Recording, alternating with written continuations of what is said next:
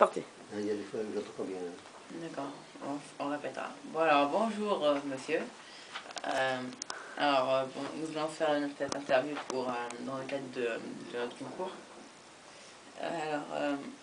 Savez-vous quand et comment la réconciliation franco-allemande a-t-elle eu lieu à Montluel? De quoi là? La réconciliation franco-allemande.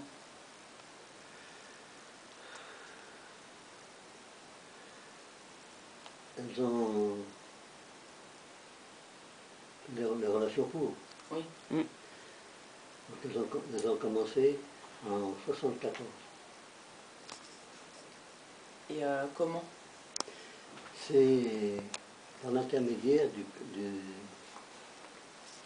département, de la province et même du département de l'Ain. Il y a en 74, et peut-être même fin 73, certaines personnes ont souhaité, enfin, certains Allemands, certains Allemands auraient souhaité qu'on puisse prendre des relations amicales avec l'Allemagne, avec la France, et ils cherchaient partout, cette époque-là, ce qu'on pourrait appeler le jumelage, mais ce n'était pas un comité à l'époque, c'était des vagues. Hein. Ils recherchaient des points de chute en France. Et il y a certains départements qui s'étaient manifestés. Et là, s'est opéré déjà un tri. Parce que tout de suite, il s'était rendu compte, moi je n'étais pas encore rentré tout à fait en ligne, hein. Il s'était rendu compte que la distance avec l'Allemagne était quand même, n'était pas à négliger. Sinon, ça faisait des relations épistolaires terminées. Donc pour que ce soit sur un plan physique quelque chose de correct, ils ont cherché ce qui était proche, donc c'était le Wittenberg. D'accord. Et là, à partir de là, ils ont prospecté deux ou trois départements qui étaient très proches de la frontière allemande. Donc le Jura, les Vosges, Paris. Pourquoi Paris n'a pas été pris, ça je ne sais pas, parce que côté distance, c'était équivalent à ici. Peut-être que c'était moins vivant, parce que ce qu'ils ont recherché chez nous, c'est quelque chose qui soit vivant, qu'on puisse avoir des relations constantes. Si c'est uniquement bonjour, bonsoir, c'est pas la peine.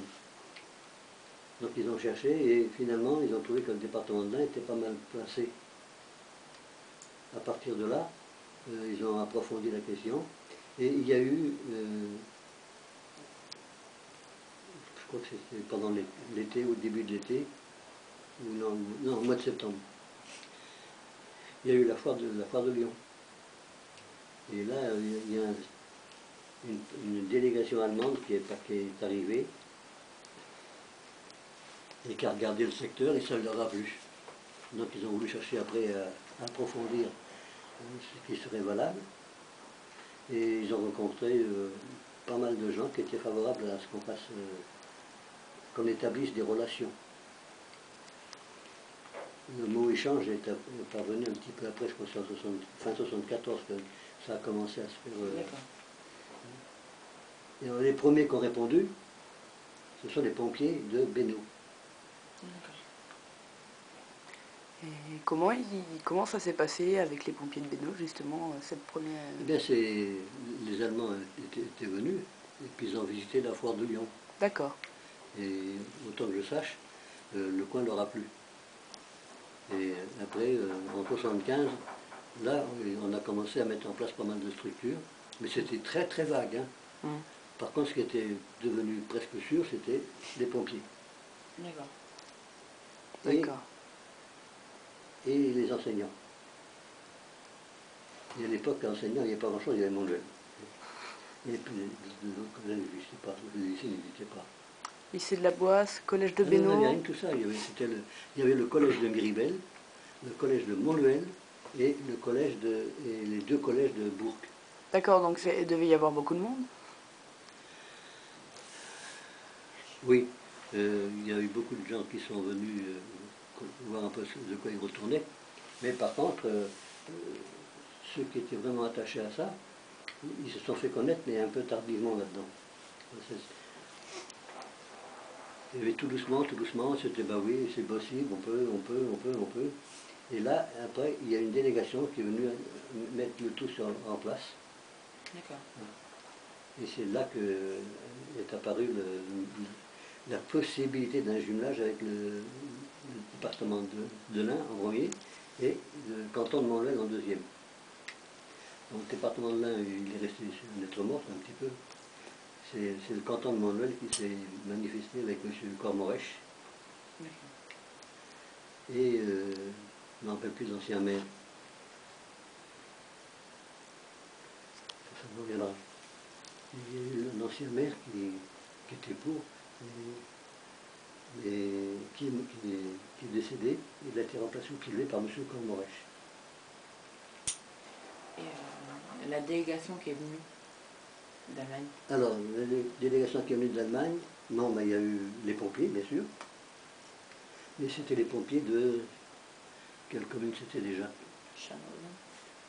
Pardon? Scharnhausen? Ah, non, d'Allemagne, oui, c'est Scharnhausen, oui.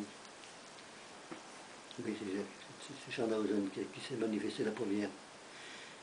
Et comme il y avait une grosse demande de la part des Allemands, ils se sont dit, il faut quand même qu'on regarde un petit peu quelles sont les écoles qui pourraient satisfaire à la question. D'accord. Et c'est comme ça que ils se sont tous mis d'accord sur cette commune. Cette commune comme on connaît maintenant à l'heure actuelle. Et là, tout doucement, ça s'est mis en place. Avec l'arrière-pensée, que ça devienne quelque chose de permanent. Donc ça a débuté avec les pompiers, et immédiatement après, l'année d'après, c'est le collège qui s'est manifesté. D'accord. Et comment il s'est manifesté? Enfin...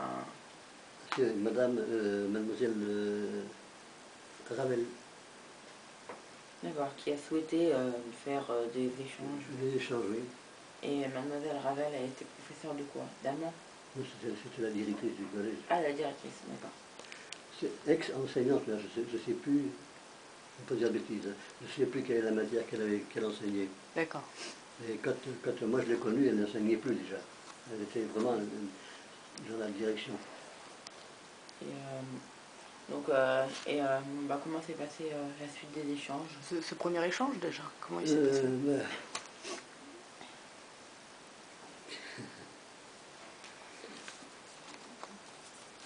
Pour dire tout.